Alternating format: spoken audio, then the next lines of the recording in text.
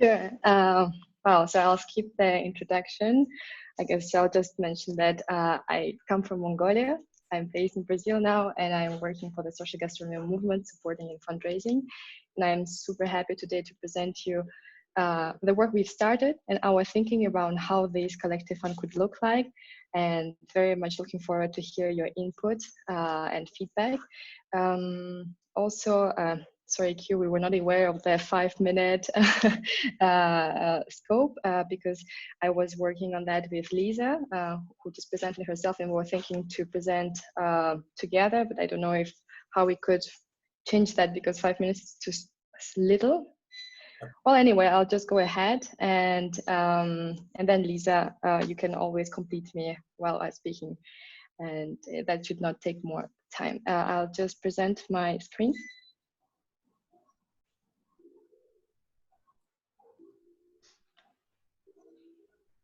Okay. Can you hear it? Can you see it? Yeah. Cool. Okay. So then let's do it.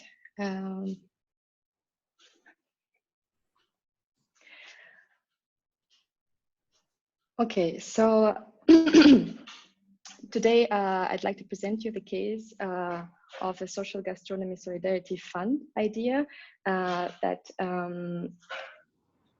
would be, yes, our case for collective fundraising for this movement. And I don't know, I cannot, okay. So I'll not go into this, I've already presented you, but so that you know that this idea emerged, we had this in mind, but it was concreted more and more concrete every time. So Mari here present, she launched together with our comms team SGM Solidarity Chain campaign on our Instagram, where we really heard the stories of different projects within our community and there in the world. What are they doing? What are their common collective challenges? We heard those stories and we understood that pretty much that the response was united. We needed to have a united response. So beyond collecting those in our resource hub and also inviting people to share their initiatives in the roundtables, as I mentioned before in the trailer, we saw that actually the movement today can play this important role in mobilizing the efforts and resources to really go further and support the social gastronomy projects around the world that are there, this launching a global fundraising campaign to raise collective voices for Solidarity Fund. Next. So when I say launch a global fundraising campaign to help projects grow collective impact, I'd like to present you some of the thinking we had behind that on the objectives, how target beneficiaries and success metrics, duration of the campaign, and then afterwards leave the space with specific questions that we have still in order to put this in place.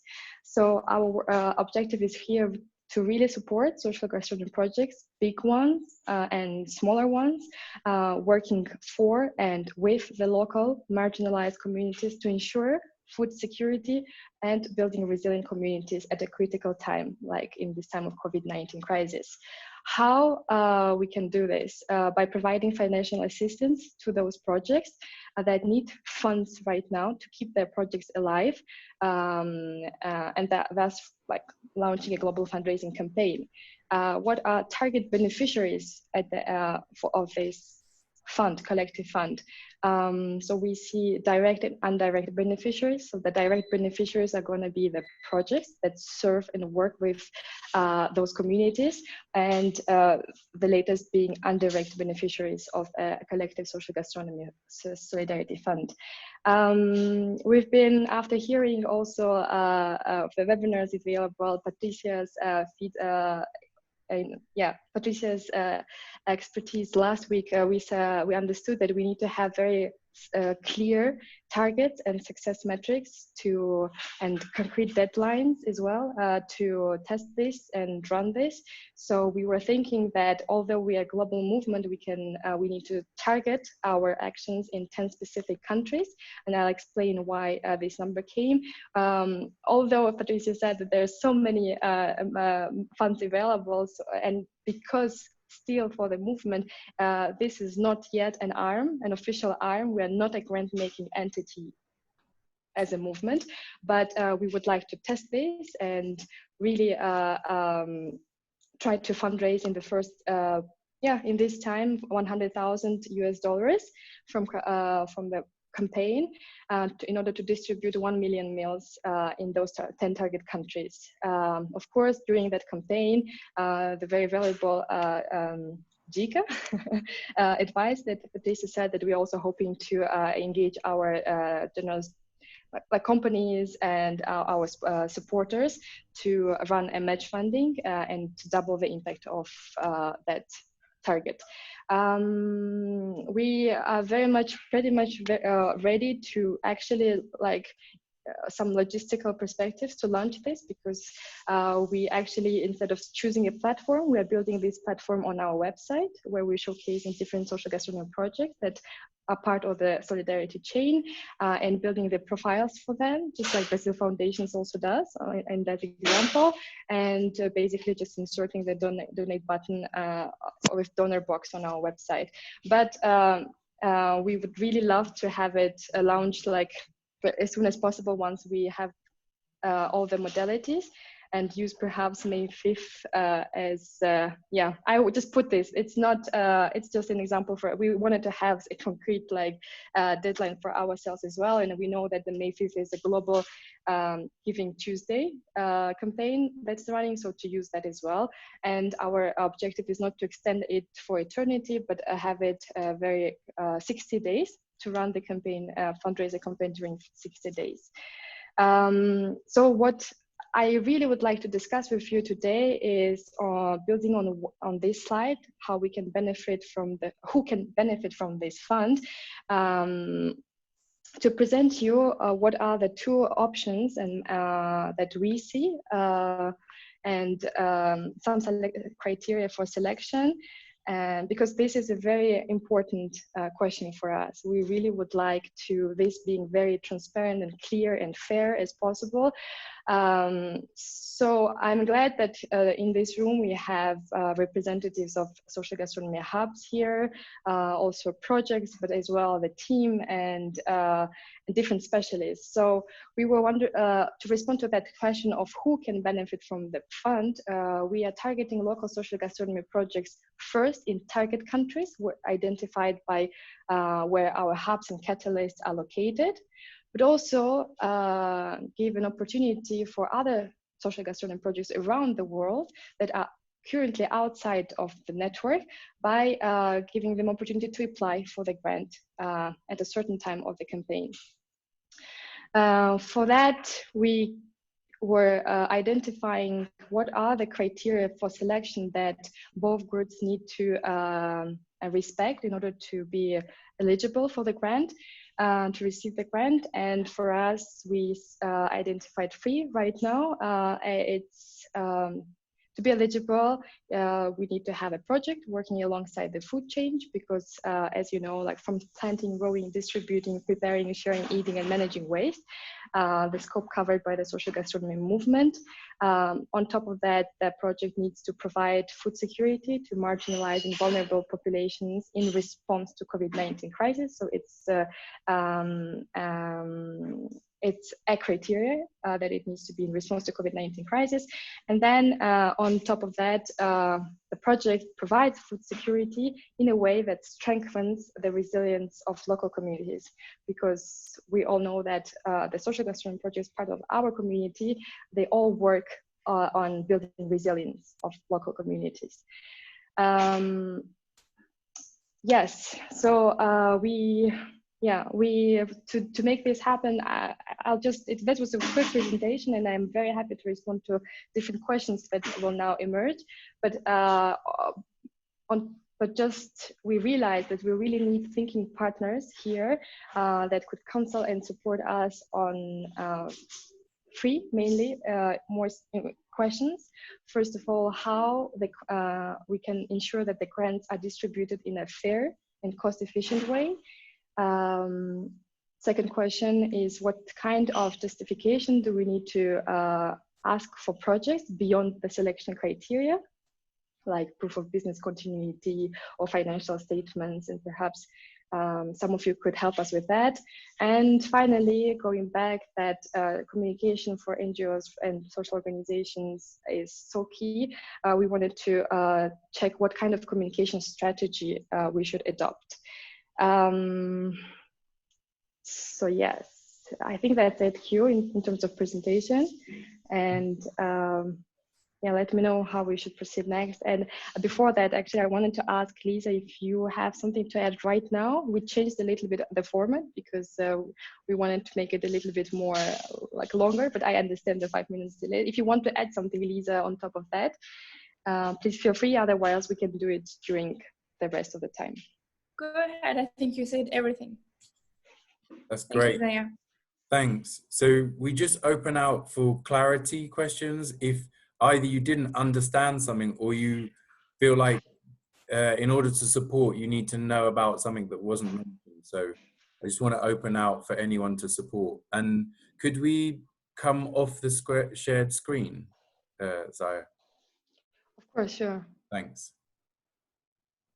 Great. So open for questions. Carolina.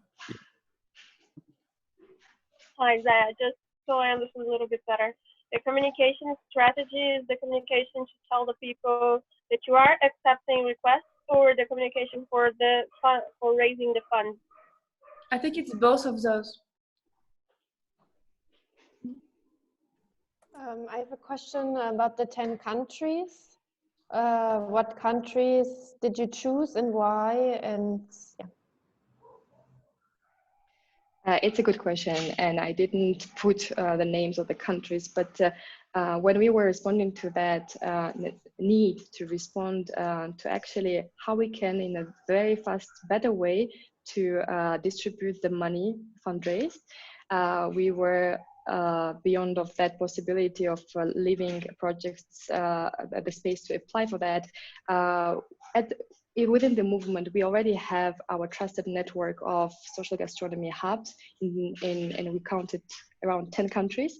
So we were thinking one of the ways to do it in a maybe fastest way to really, in the fastest and most trustful way is to really engage here and empower our hubs around the world that are already there, that are on a website, on the map, and to channel these funds through them, and they playing a very important role of catalyzers, you know, because they usually, most of the hubs work in partnership with different social organizations locally, so that that's for us was one of the ways to quickly and efficiently distribute that money through one hub to engage other different projects, smaller projects that maybe more often are lost because they don't have resources to apply for grants to whatever on a local level. And thus really focusing on resilient communities, because we do believe that projects working together in one region, they really can make a collective impact towards that. Carolina, you got your hand up? Oh, that was from the previous. Okay. Any other questions?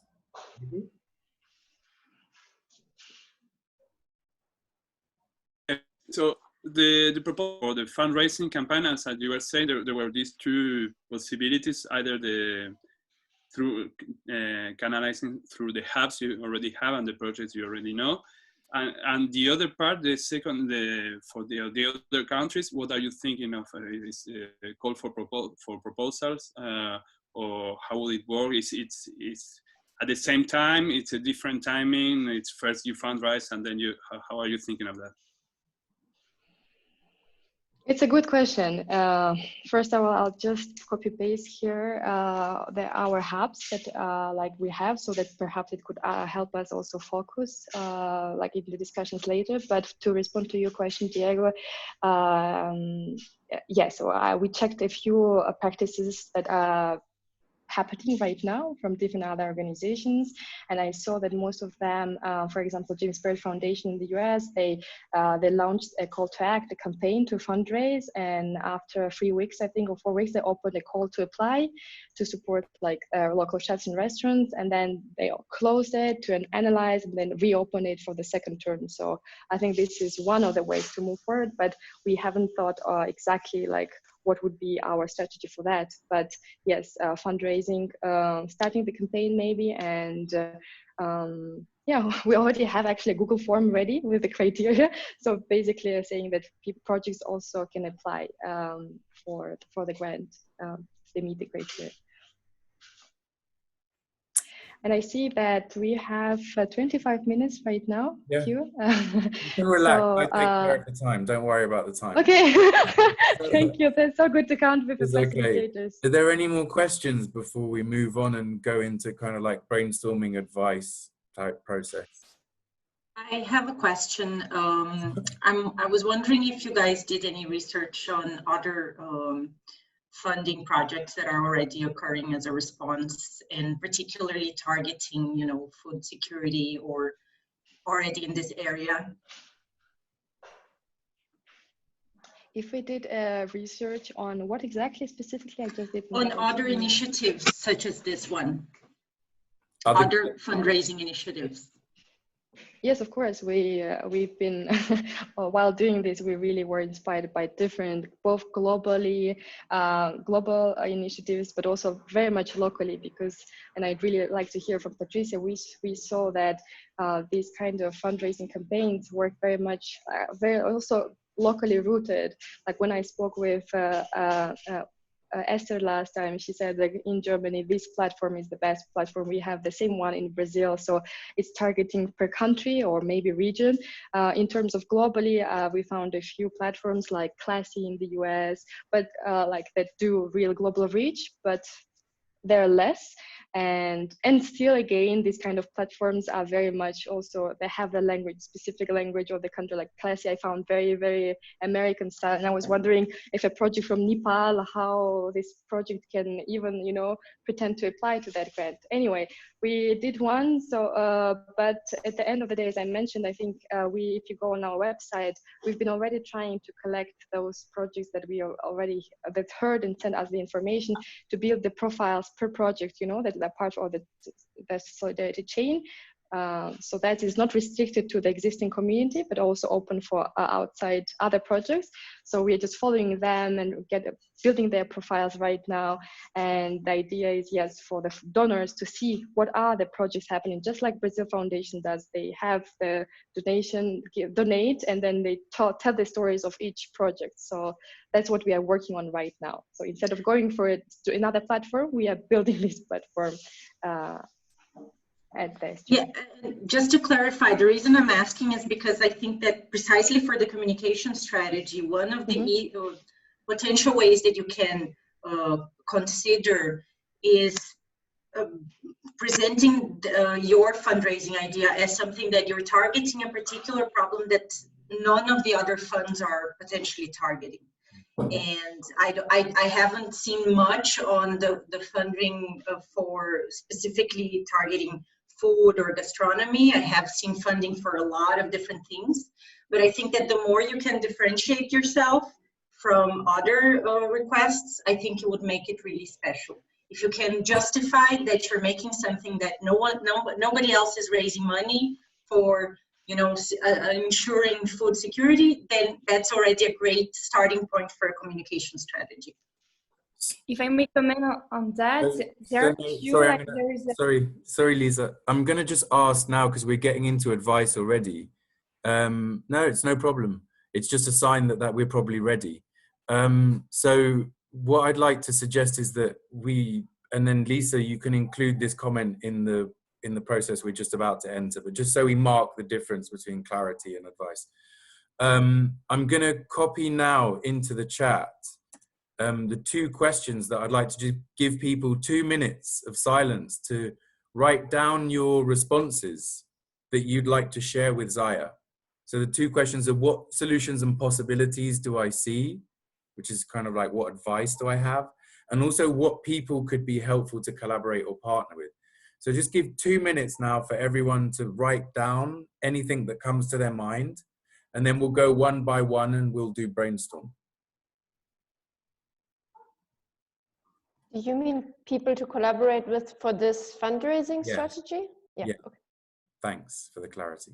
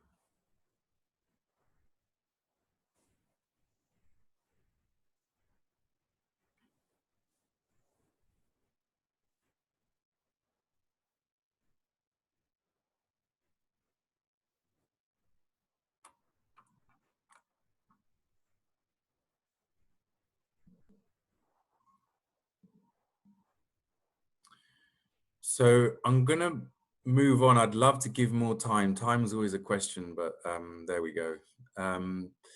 So I would like to ask if we're going to share one by one. What I wanted to be clear about is Zaya is not to respond in this time. It's just to listen and to make notes to what feels to be really useful for you. And I'd also like people to not double up something that's already been said. If it's been said, let it go. And also not to enter into a conversation with what was just said. You know, we're kind of just dumping here, and then Zaya will take what is useful. So I'd like to invite, if Patricia, if you'd like to start. We've got 10 minutes between us, so just bear that in mind. Well, thank you. First, my initial thought was exactly like this. Launch a request for proposals and the fundraising at the same time, which is what I did. And Zaya was pretty much in that same direction without me knowing. What I did when the Brumadinho campaign happened, I was able to do them together. So the press release and the communications were communicating both the campaign and the call for proposals in one press release. So instead of being Brazil Foundations launches a relief fund for Brumadinho, no, Brazil Foundations launching a campaign for Brumadinho and is also launching a call for proposals. The foundation is looking for projects that are working in this in this area, which in that case was immediate support for the population, like psychological support, blah, blah, but also low-touch solutions, because the region, they lost all the jobs, you know, from the mining company. They lost a lot of things. So we needed to look into more sustainable economic solutions for. So basically, we outlined the criteria for the projects we're looking to funding. But my board had authorized 100,000 reais in matching. So I did not launch the campaign with zero. So part of the communication is that whatever you donate to this relief fund will be double, and a minimum of 4 projects will be, we didn't say how many projects we're going to fund, but we said a minimum of 4. And I knew I could guarantee those 4 between the matching and other, people I was speaking already with. So everything was happening in real time. We launched this whole thing in 2 days. Instead of supporting 4 projects, we funded 6. So the fundraising went even better than expected. So from my experience, I would say that, Zaya, your line of thought is perfect. I would launch both at the same time. If you need help with the RFP questions, I launched a lot of them. So from simple ones to more complicated ones, depending on the funding, I will go on the simple route, but a minimum due diligence needed. And I can help you with the RFP, but there are 2 kinds of RFPs, and Brazil Foundation did both. One is public and open. Anyone can apply within those countries, all those parameters. Then you're going to receive a lot of proposals, and it's going to be very time consuming to go through them. But the good news is you can map. You can you can find innovations and solutions that you didn't even know existed. The other type is by invitation, which Brazil Foundation also did many times. So if you're looking to funding 10 initiatives, you can, via your board, your network, your committee, your hubs, whatever, make a list of 20 or whatever, however many, and invite those only to apply. So by the time you receive only 20, you can choose your 10 with, in a matter of a few days.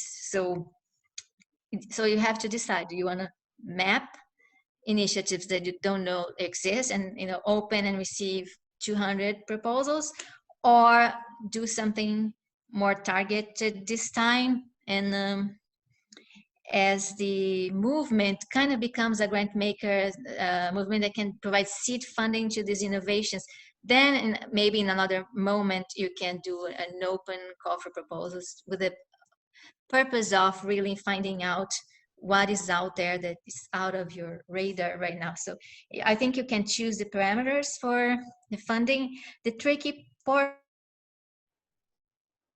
is, how do you launch the fundraising campaign not with zero? Was there a funder, international funder that could, like a company that operates in all of those countries, who is going to be a minimum backer, and then so then you can fundraise for the rest. But I think that you should not start a campaign without at least one backer for a portion of the funds. I would say at least 25% of the funds as a goal. So thanks, Patricia. Amazing. Who would like to go next? Amber. Thank you. Great ideas. I would add a couple of suggestions to consider. You might want to have a way to crowdsource, crowd nominate, or crowd vote on proposals. For instance, a local market, co-op market in my area allows its members to nominate a nonprofit every month that it is going to give a portion of its proceeds to, and then the members vote on that. And there are lots of other ways to do a crowdsourced voting process or a nomination process or what have you. That has downsides also, because who knows about it, you can kind of swing the vote a certain way, but on the other hand, it gives more, that may not be your only decision-making criteria, but it gives a way for people to have more, to be more of a two-way conversation around the selection process. I would also say if you can create an element of your fundraising campaign that has a peer-to-peer sharing network component. Peer-to-peer fundraising online is really powerful, and so whatever platform or platforms you use, try to find one that has easy, effective peer-to-peer fundraising tools, at very least, something that once you donate to it, you have a very easy and robust and effective share this to social media tool as part of it. I would also say that in the US, the Council on Foundations has a pledge that at this point I just checked, about 700 foundations, grant-making foundations have signed this pledge, and it's a pledge to essentially loosen their criteria and be much more flexible and much more responsive, and to focus on vulnerable frontline communities and direct support. And I'll pop that into the chat. They are, so this is a great place to go to find organizations that have already pledged to be flexible and responsive, and probably have, you know, they range in size, but some are huge foundations. Thanks, Amber. We got about 3-4 minutes. Actually, we don't actually, in theory, we don't have any, but let's go for another 4. Anyone else want to share something that hasn't been said? And it could be a concern as well. Go for it. Yeah, I don't know. I mean, I focused a little bit on the questions that Zaya had put earlier, and I feel the one that I feel most comfortable in giving advice is regarding communication strategy, because that's what we do on a daily basis at our company. So, and again, I'm sorry, as a newcomer, I might be saying a lot of obvious things, so I'm sorry about that. But clearly, I mean, one of the things that would differentiate you guys would be to say, like, what makes our funding special? We are unique in the way that we are raising money for this particular problem that nobody else is targeting. So I think that that would be a real strength on the communication side. And then, of course, never forget that apart from defining these key messages, I think targeting audiences would also be very important. And when I say that, is thinking like who is the type of person that is most prone to donating for my cause. So, and I think to the point of going like, oh, you know, building a persona of that person that might be more touched for your message. So I think that that's always a helpful exercise. And again, it's very basic communication, but I mean, I think it's very important. And sometimes we are very eager to start, you know, communicating and doing everything, and we don't think about like who is the person that is actually going to be receiving my message, and how do I make them actually donate and open their wallets. So that's it. And regarding the people that could be helpful, I mean, again, I think that I'm thinking only Brazil because that's what I'm most familiar with. But I think that there is a huge ecosystem of organizations that are already working with vulnerable communities that would be very interested. And as far as the private sector, of course, you know, delivery apps would be, to me, make perfect sense and would be totally interested in doing something together. Thanks, so that's it. Hi, it's Kathleen. I just wanted to add, if you don't mind, if I interject, is that okay? Go for it. Okay, great. I just wanted to add that I thought from a communication standpoint that the emphasis on the fact that this is a global reach really allows the messaging to be a bit different. You know, something I've seen is you do have the power of these localized, you know, functions in terms of how the money's dispersed, but there's not a lot of messaging around, you know, it's through human connection on a global level that we're able to solve these problems. And you see the success of like the Global Citizen concert that just went on. And that really emphasized, you know, a worldwide effort in coming together. And so I think that that's important. While, you know, it is about 10 target countries, I do think that, you know, emphasizing the fact that these ideas are coming from a global reach.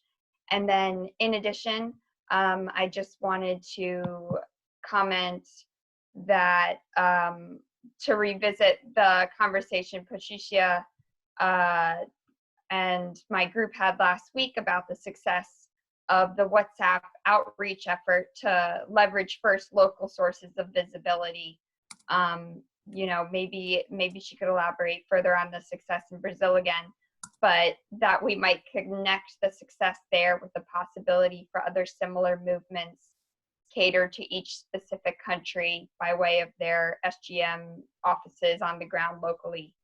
And you know, never forget the power of personalized invitations to celebrities, leaders and CEOs to pressure their involvement. So that's my input. Thanks. Thanks, Kathleen. I just asked the head controllers if we can get another 5 minutes.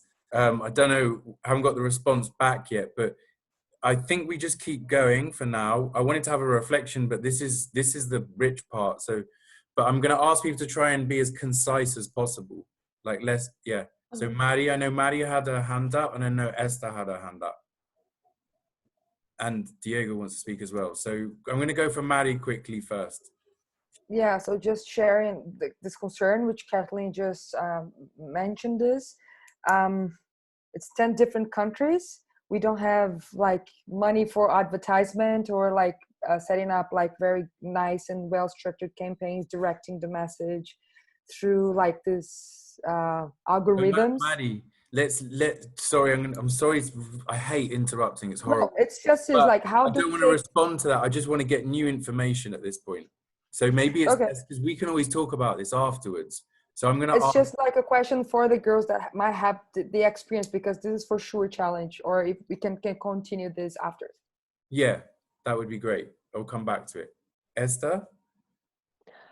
Just 2 more thoughts, because a lot of the things have been said, but I do agree with, who was it? She's gone now. That I also think it's important that you have one big donor in the beginning of the campaign, and there maybe it's helpful to think about what companies do benefit at the moment, because not all companies are having financial problems. I mean, companies like Netflix or something, they do benefit at the moment. So to find like an organization or a company or government who can start with an amount of money, I think this would be important. And then also about the idea like a community voting system.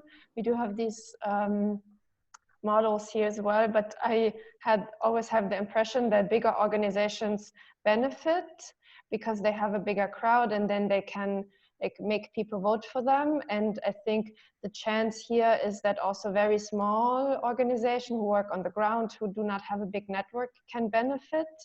So I think it would be important to find out, or find a way that also very small organizations can benefit from the grants. Which brings me to the last point, because I think you will have to have very clear and fair and transparent ways to select projects or proposals, and to ensure that everybody understands at the end why certain projects have been selected, because as far as I understood, not everybody who gives in a proposal will receive funding at the end. So yeah, thanks, Esther. And would you be available for us to check, because the fairness thing is a real concern for us, and my sense is that that's also a thing that you hold. Would you be willing for us to consult with you on that? Sure, of course. Great.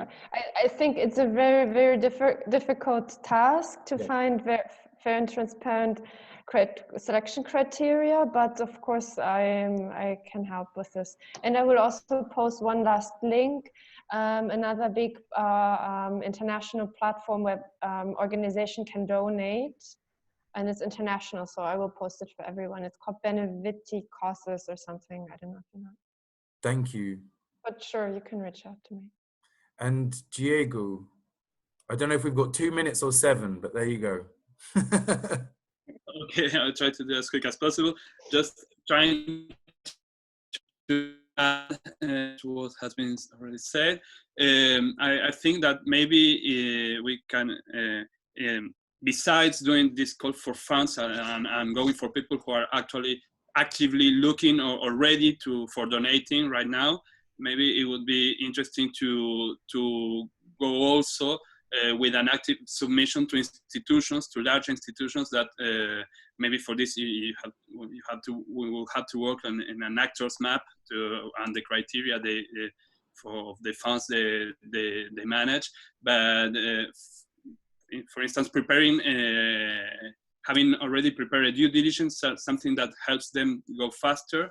Because if you have something ready, this can help to reach urgent procedures and funds in this particular context.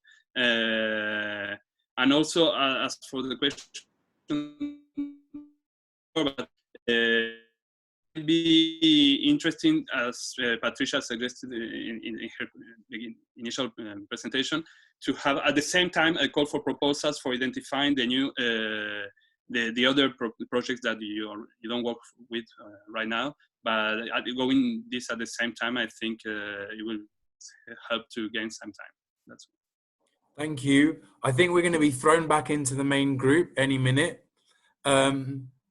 I just wanted to check if Zaya is willing to post up what was useful to her to our Slack, then, and all the links that have been, if Carolina can post up all the links on our Slack, then there'll be somewhere on our Slack that will say what she took away and these links, and maybe that would be helpful to people. And I'm sorry that we didn't get more time for people to reflect here. I wanted to hear how it was from you guys and with what people are taking away, but time. Thanks for participating. We're going to go back to the main room now. Thank you.